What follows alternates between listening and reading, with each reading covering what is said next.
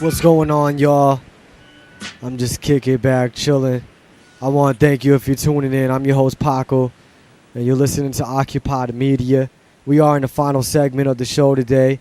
Don't forget, I'll be back on tomorrow, on every day, Monday through Friday on ronpaulradio.com, 10 to noon Eastern Time and 3 to 5 p.m. Eastern Time. So don't forget, you can also chat with me on Facebook. 2 words, Paco Elijah on YouTube, Paco757, and on Twitter, Occupy the MSM. Also, want to throw this out there. If you are in the Los Angeles area today, Pasadena, California area, today we are doing a tabling event at Pasadena City College, trying to get more people registered as Republican to vote for Ron Paul. All right, don't forget, if you haven't checked out a bunch of the headlines and the clips that we talked about and played earlier, scroll down on ronpaulradio.com. We do have the podcast up and running, and you can check out my previous episodes. Okay, so Ron Paul actually got some news out in Idaho, I believe. So let me go ahead and play this. Now to Your Voice, Your Vote. Ron Paul's strategy to win delegates and his whole offensive is coming to Idaho. Through a grassroots effort, the Republican presidential candidate took delegates still bound to Mitt Romney at a state convention in both Nevada and Maine as he continues to build his campaign all the way to the national convention this summer. Local News 8's Jessica Crandall is following this for us today.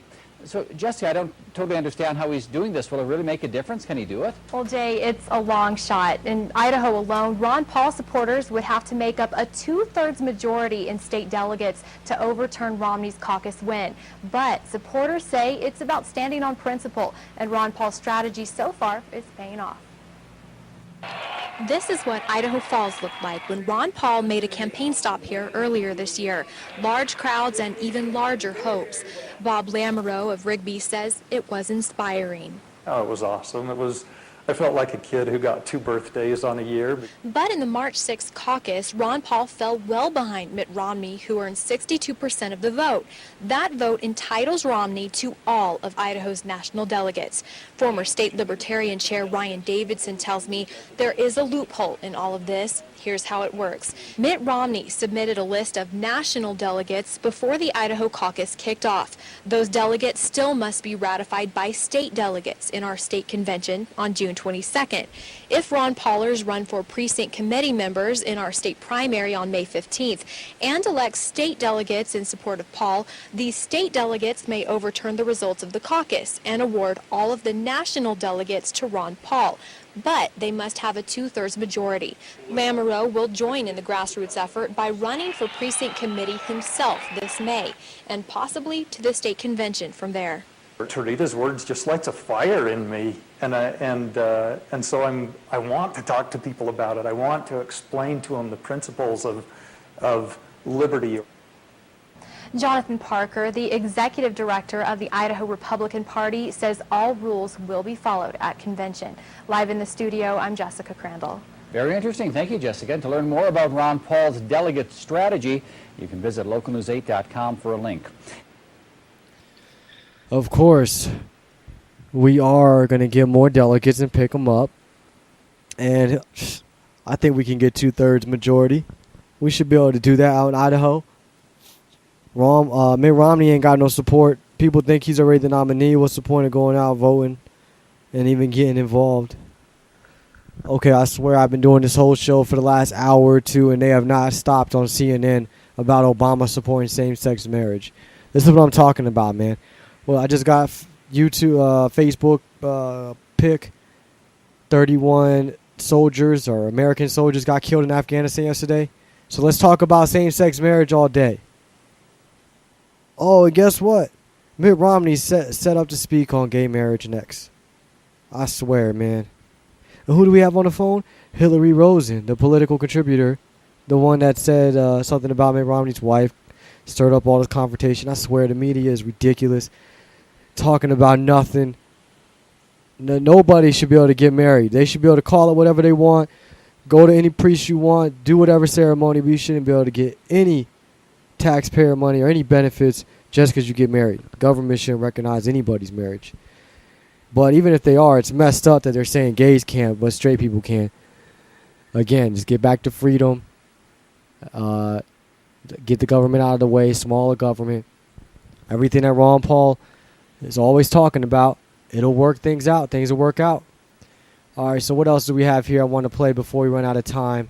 This clip from CNN. Homeless man gets beat to death from the police. You know, nothing new. We are so used to this. It's sickening.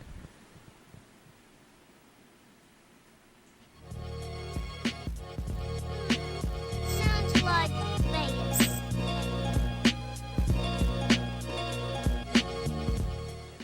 Two cops in Fullerton, California face criminal charges this morning for the beating death of a homeless man.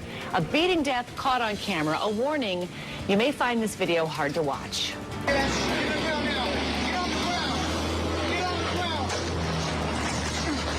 sorry, dude. I'm sorry, dude. Please. Are you?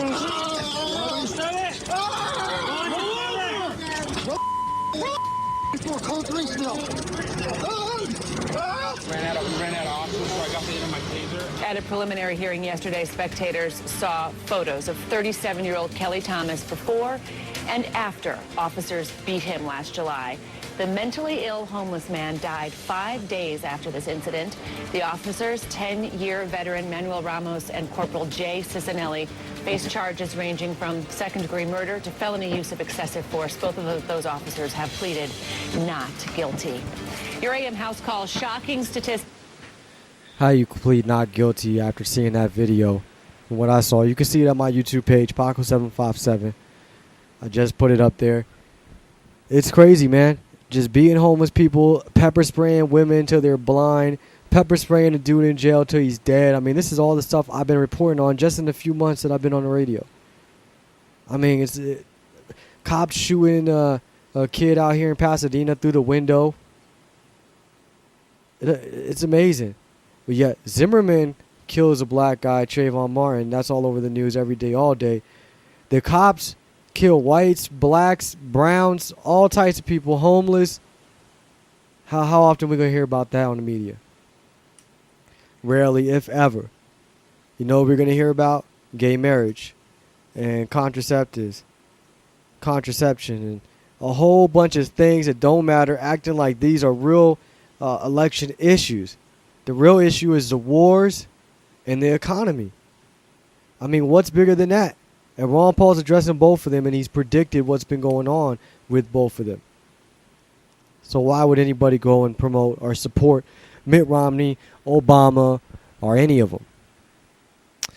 Y'all, don't forget to make sure, if you haven't already, to join Watch the Vote 2012 on Facebook. Watch the Vote 2012. Also, if you're in my area, Los Angeles area, LA Liberty HQ. That's LA Liberty HQ on Facebook.